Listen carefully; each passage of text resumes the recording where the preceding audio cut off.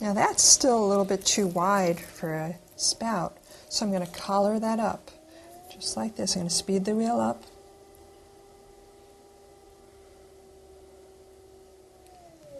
One of the things that I like with a teapot spout is if it becomes uneven. I want that to happen. This one actually isn't as uneven as I'd like it, because when I have it uneven, when I have one side a little bit higher, it just makes a nicer angle on the actual teapot, when it's attached to the teapot, I should say.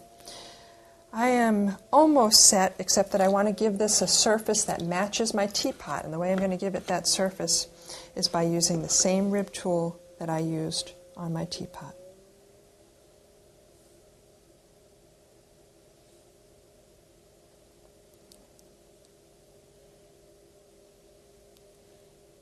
Now notice that's my pinky. That's how narrow I want this. I'm going to just give it a little quick pull like that. And then I will just clean that up a little bit. And then you're going to take it off with a wire tool.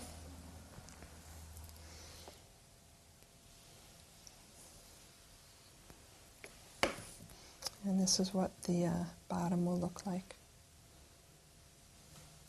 Okay. That is all set to dry, and then I'll cut it and attach it to the teapot.